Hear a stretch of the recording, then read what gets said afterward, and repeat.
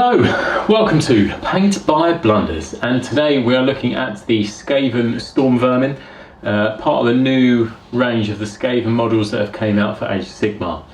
I have gone with the classic red armour style because I think it looks really cool and it should blend in quite nicely with how I've themed my army and for the more elite looking unit. I've gone for not quite speed painting, but not quite, you know, sort of cabinet standard as such that you'd want people to look at too closely. I've gone for the oil wash all over scheme and sort of the ugly method of painting, as I call it, which is where you simply just block everything in, or block the majority of the colours in, and then try to use one uniform wash over the whole thing. This blends all the colours together quite nicely, and it also saves you a bit of time, and like me, if you make mistakes as you go, they're easy to go back and correct as you go. But yeah, enough of me talking, let's get to the video. So, our primed miniature, literally just dark grey with an airbrush and then a white ink over the top, just to help me see what I'm doing essentially. But first up we're going to start on the metallics, Vallejo metal colour chainmail. Touch of water on the wet palette, and we're just going over all essentially his chainmail, the weapon head and any other little gubbins, but there isn't a great deal. Next up I'm going to be looking at his cloth. So you could just use Rakarth flesh or Nurgling green if you wanted one more creamy or greeny. I'm mixing these 50-50 because I want it somewhere in between. This will take a couple of coats. I think I did 2, but in hindsight I probably would have liked to have given it a third. As always, we're just trying to be careful blocking this in, just because it saves us some tidying up later essentially. And I'm using a size 1. And apologies for my groggy voice, I am very coldy.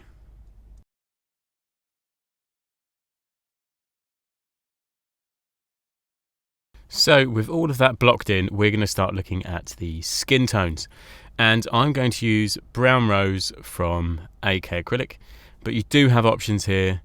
Bugman's Glow from GW is incredible, has phenomenal coverage, but mine has just gone hard in the pot and I still haven't replaced it yet. So 2 thin coats, the old classic, and again we're just being careful when blocking this in, just to save us some tidying up later. And again using a size 1. I think this is my Winsor & Newton brush, but obviously use whatever brush you are most comfortable with.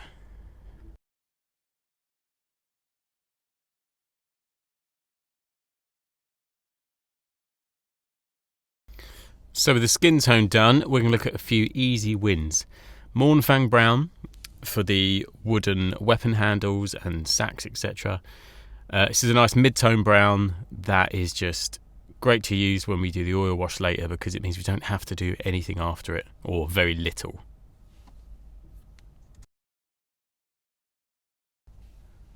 Again, moving on with the easy wins, I'm going to use Decayed Metal from Metal and Alchemy. But again, you could use Copper from GW or Runelord Brass, but I think this sits nicely in between those two. And we're just picking out a few of those coppery brass bits that we want to just, you know, add a little bit of flair to the weapons and armour and any of the little trinkets.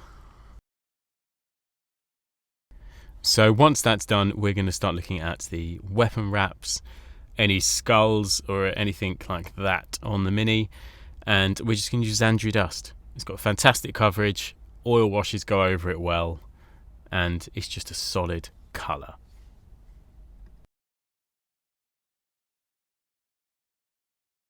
So with that done, we're going to start moving on to the vast majority of this model, and that is the red armour. I'm going to use 2 reds. I'm going to use Pro Acryl's Burnt Red and then go over it with the bold Pyrol Red. But you could easily just use Mephiston Red from GW if you wanted to, you know, speed this up a bit. And all I'm doing is using the Burnt Red as a solid base and then I'm going to go over it with the bold pyro afterwards and try to add some scratches and texture just to make the armour have a bit more contrast and you know, enhance the shadows. But as I say, you don't have to do this. You could easily just put 2 coats of the lighter red over it and be done with it. So this is what I mean with the lighter red. I'm just painting in one direction just to add, you know, a few contrasty marks just where I hope the wash is going to sit. But you don't have to. You could just do the classic layering that way. Just as good. It's just anything to add a bit of texture. And the same with the spikes. I'm leaving the bottoms the darkest. And as you can see, I'm just sort of scratching it over the top of the back plate lightly, just to try and add a bit more dynamics, I suppose, to how the armour looks. Because as I say, I want these to look a little bit grimdark and a little bit like, you know, the armour's been festering on a shelf. So I don't know why they're called Stormvermin, but I'm going to do a stormy grey for the fur, or in this case, German grey. Depending how you've primed them though, and if you've been quite neat, you don't have to do this. You could just go with that nice sort of Xenophil primer. Now after that, we're going to do something with the skin, which is we're going to highlight it. Basic skin mixed with our base colour, or whatever you chose. I went for the brown rose. Now I just want to show you sort of how I mix it. So that is the brown rose. Now if I do the light skin next to it now, you'll see that it's quite abusive in its highlight. So we could use that at the very end as a you know, a top highlight, but I won't be doing it on these because they're sort of battle line. And this is like the in-between colour. I mean, you may have an in-between colour that you don't have to mix them, but I quite enjoy mixing my colours. And all we're doing is the same as that classic highlighting where we're just picking out the raised areas and just avoiding those deeper recesses. And none of this has to be perfect because, as I say, where we like that grim darky oil wash, some of these things I quite like, they're not perfect, that every highlight line is a little off. So with all that blocked in, we are going to look at oil washing this guy now. If you don't want to oil wash or you don't own it, I highly recommend you get into it. But if not, Agrax Earthshade, and then you can carry on with us after we oil. Wow! That's right, it's grime time. So streaking grime with a little bit of white spirit, and I'm probably taking it down a third. I don't want it neat out the bottle. Then I'm just going to coat this thing, like utterly coat it. And where it's slightly thinner, it's just a little bit nicer because I don't need the recess to be uber clogged up and dark. And if you like it a little bit darker, just let this first coat go off and then add a second one. It will slightly reactivate it, but you can do it. So, just going to pause the video here before we get into taking this grime off. As I always get asked, do I need to varnish this model? Well, yes and no. I've always found that the paint comes off from pressure, not from just initially just putting white spirit on it. So, if you use these nice little makeup sponges, which I always recommend, and you're light, you do not need to worry about varnishing your model. If you are heavy-handed or have never done this before and you're a little bit apprehensive about doing it, and you have varnish and a bit of extra time, by all means, it will not cause any hindrance, it will only help. The only thing I would say is I always use matte varnish, and therefore you've got to be careful with metallics because it will just wash out any of the metallic effect. And when you are taking this stuff off, I have a little bit of the thinner on these lovely little makeup sponges. They're nice and soft, and you can dab it away, you can brush it away like a dry brush essentially, and you can use a paintbrush if you really want to do some cool effects with the grime. I will do a full video on the amazing things you can do with grime, but for army painting, that's how I use it. So, GWCarribourg Crimson. This is for the flesh. 50-50 with a little bit of medium. It's just to add a nice bit of life to the skin, especially after we've put a bit of grime in it. So with that done, you could have these battle ready as they are. In that case, I would literally base them, do the claws, do the nails, the teeth, tongue and eyes in whatever way you fancy. But I'm going to push these just a little bit further with a few edge highlights, and it just helped them stand out way more. So we're going to use the bold Pyrol red just as an edge highlight to do some scratches over the red armour. Because that is the focal point of these models, I want to put a little bit more effort into that than anything else. And once that initial highlight of red is done, I'm going to come back in with something like Evil Sun Scarlet and then Fire Dragon Bright as a very, very top highlight. We're just using the edge of the brush here. Nice good quality brush with a good tip. This is a Raphael size 0, I believe. Great brushes, really enjoy them. And I'm just picking out those edges just to really make those armour plates and edges pop.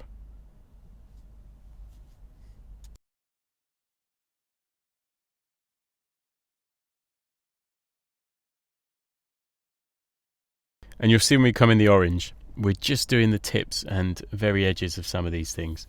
And we're not always just doing a perfect line, we're dabbing the side of the brush, trying to add that illusion of texture.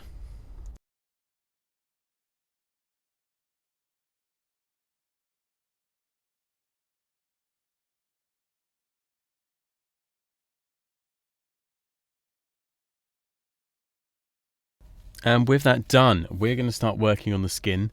Apologies, my camera ran out of battery halfway through painting this section, so I don't have much footage. But essentially we're using that same mix to just pick out knuckles, etc. like this. And I did get some footage. Again, we're just using the edge of the brush where we can, just picking out those raised edges like knuckles.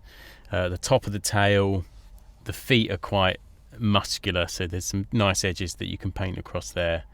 And the thing I like about Skaven is their faces are really expressive, so you can put a little bit more detail into there if you want. After that, we're going to look at the cloth. Exactly the same. The initial base colour, which is that 50-50 of Rakarth and Nurgling. I'm just going to use that base colour for one single highlight. If you wanted to push it further, you could put a touch more of the Rakarth if you wanted it on the slightly creamier side, or you could just add a touch of white if you want to take the exact tone and brighten it. And I'm really just picking out little bits of edges and very raised folds.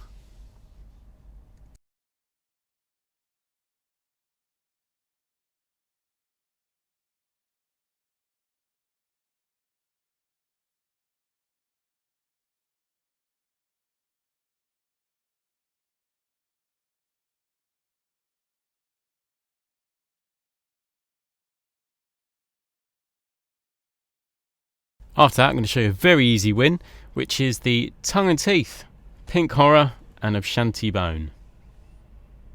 Super quick, super easy.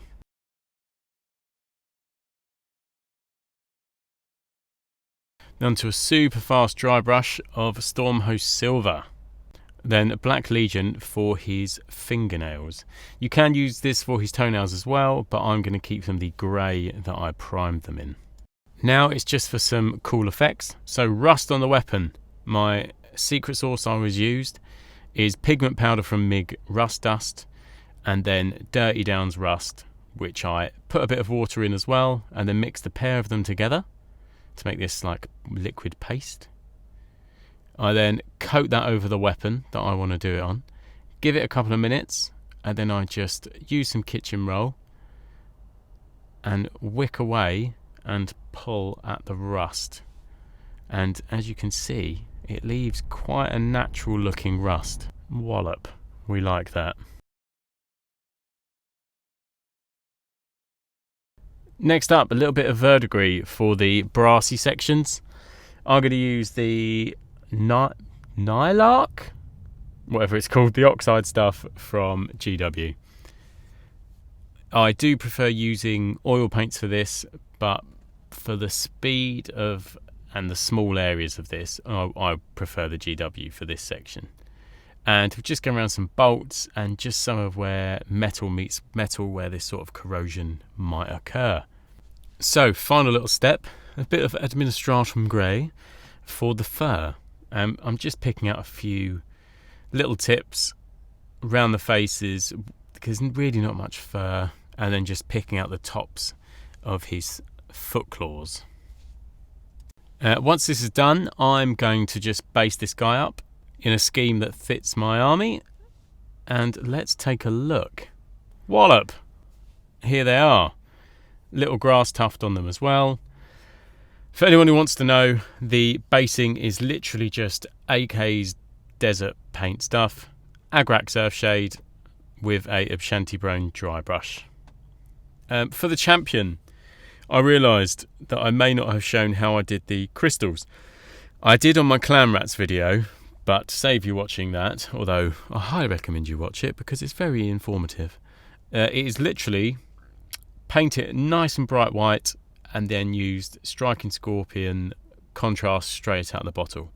I wanted it to look so repulsively bright compared to the rest of the model. As always, thank you so much for checking this out. Do consider giving us a subscribe because it helps me a lot. Thank you.